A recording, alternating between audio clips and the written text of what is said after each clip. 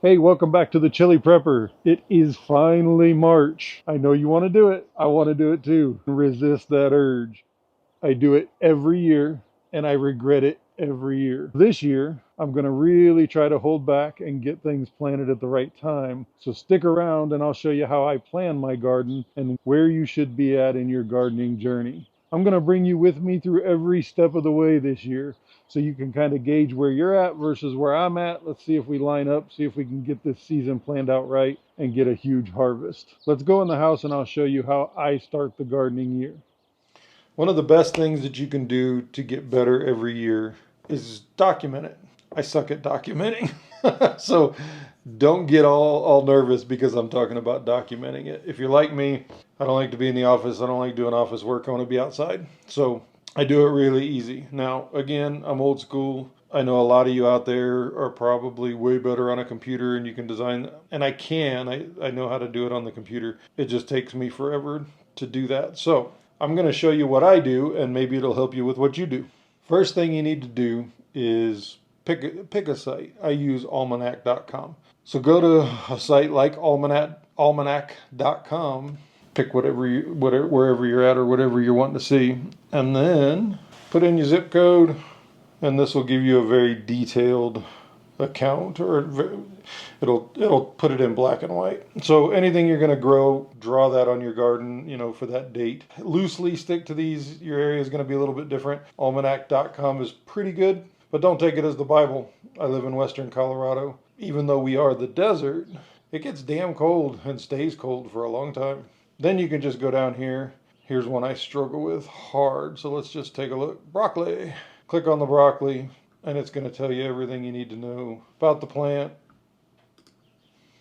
Go back here. All right. Start seed indoors. Plant your seedlings or transplants. When to start them outdoor and the last date in the year that you should be planting them. And it's just taking the best guess on if you'll get any fruit off of that for how long the plant takes to grow. So start off with your site like this. It's going to help you plan. Now, I'm going to show you what I sit here and see. Okay, beyond looking up the website, you need a way to record it. So, yes, I'm old school, but you can see I still use the whiteboard. I still like the whiteboard because I can do all kinds of planning and drawing and notes. Super easy to erase, especially in these preliminary times. Okay, so you can see I drew out my main garden here. And I'm just in that initial phase of really playing with like 3 sisters in each tub. But you can just go through, jot down your notes. I've got video ideas up there. I have what to plant soon. Just stuff to keep like right in the front of the head when you're planning this. So maybe get you a whiteboard. That might help you the way it helps me. Okay, the last thing I want to talk to you about in today's video is seeds.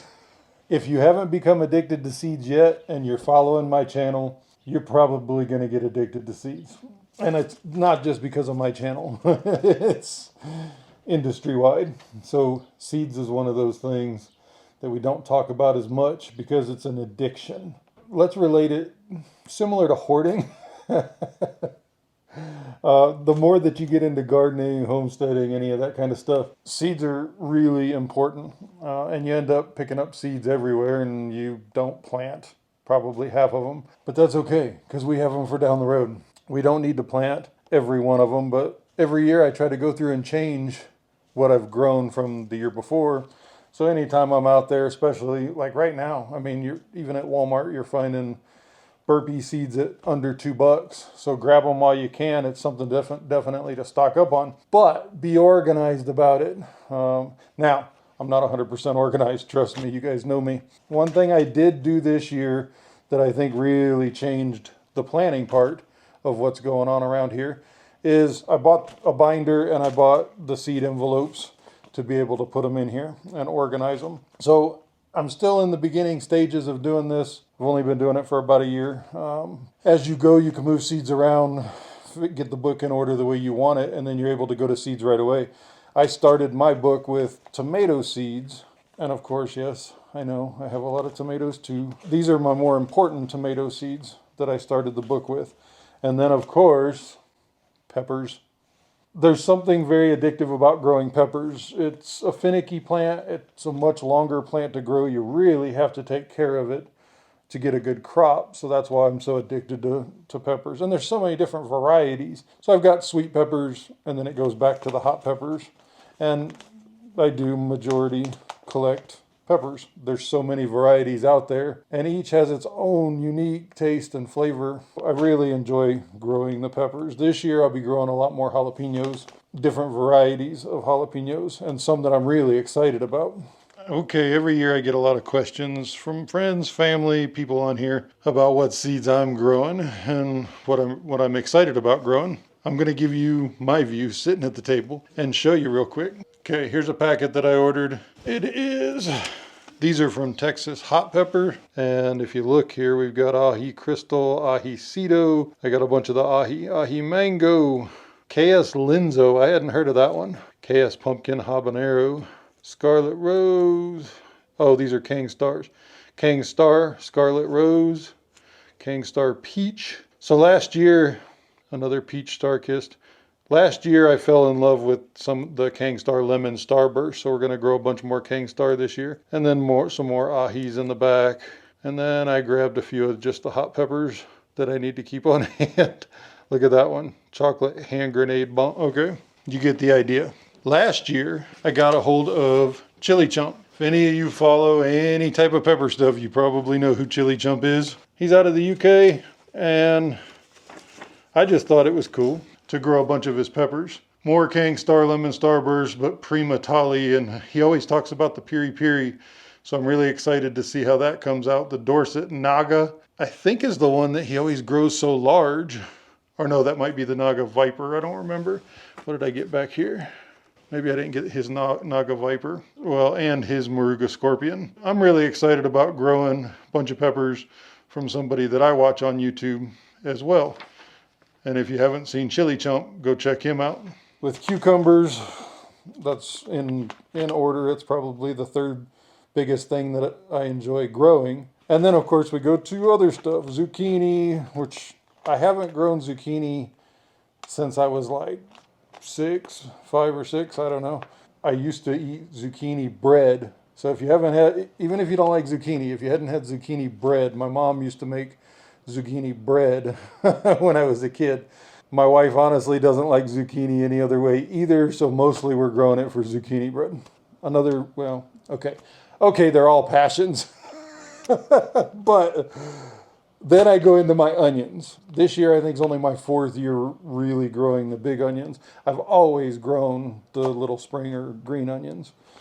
And then corn. Now, just between us, the area that you're about to see where we're building the chicken coop, hint of a next video, was gonna be my area that I was gonna do corn this year. So I think I've told you before, but I think in the farther property, I'm gonna go ahead and put a bunch of compost in and till it up and plant stuff like sunflowers out there with corn, and just use this year to prep that area over there, because I haven't used it for anything. I've got a giant irrigation canal that runs, and it runs all through western Colorado, and you can water off of it, but it runs behind my house. I forget how many years ago it was. They went through and they concreted it, and it cut off a ton of nutrients to the backyards.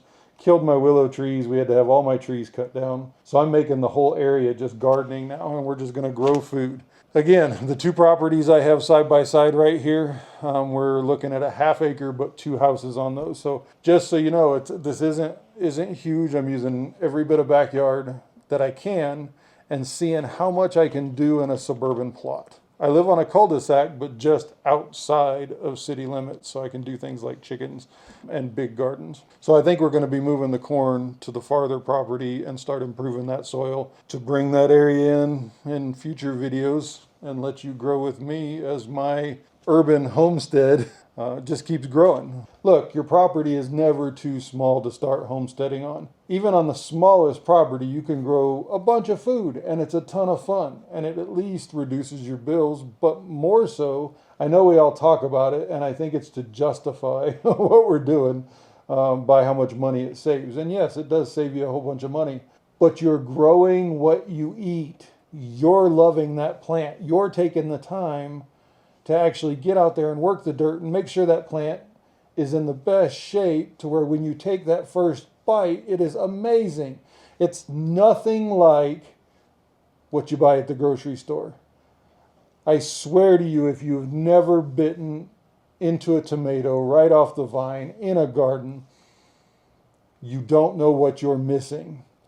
The same goes with a lot of other vegetables. Now, you do hit a point where it's all in your head and it probably tastes the exact same. But there's a group of vegetables that we will all talk about, fruits and vegetables. They don't taste like the same thing that's sitting in the grocery store. So if you know people who have been gardening for a long time, you might think that they're a snob because they don't want to eat what you're making in a salad, or they badmouth what's in the grocery stores. It's because they know what they're missing. This year, I really want to just make everything about learning. I've made changes in my life to be able to really put a lot of time into this year. And my goal this year is to record as much as I can and put out a bunch of videos and hopefully get a community of people engaged that we talk together in the comment section. Maybe, I don't know, maybe down the road we'll figure something out on a better way to communicate. I would even like to get to where we trade seeds. Like I said, seeds is an addiction, so I'm going to show you just how bad my addiction is. So I've still got a bunch. I end with, oh, check this out. So a couple years ago, I started getting more into flowers for a purpose. I've always been that guy that says, if you can't eat it, why do you grow it? Okay. But then the longer you do this, you start figuring out the pollinators are a big deal. So I really like very large flowers in the garden. And this year, check this one out. This one's called the Teddy Bear Sunflower from M.I. Gardner. If you don't buy seeds from M.I. Gardner, you're really, really wasting your money. I'm going to do the Velvet Queen Sunflower this year. I really like that color. Now, the cool thing about why I'm also doing sunflowers that I learned years back is if you really take the time, put the nutrients in and get the biggest, strongest sunflowers you can, the next year you use all those sunflower stalks as one of the strongest trellises that you're ever going to have. So grow a whole bunch of sunflowers. It brings the pollinators in. It also pulls nutrients. So if you have an area for next year, or maybe even years down the road, if you have an area in your property that you're thinking about making an in-ground garden, start planting sunflowers there now. That big taproot that goes down in the soil breaks up soil, brings nutrients closer to the top, and it will really make the soil good for upcoming years. Okay, now, I showed you my organized section. This is the way I've done it for a long time. And it's not a bad way to do it. You can have boxes. So this entire box is nothing but different beans, things like that. And actually most of which I think I'll be growing this year.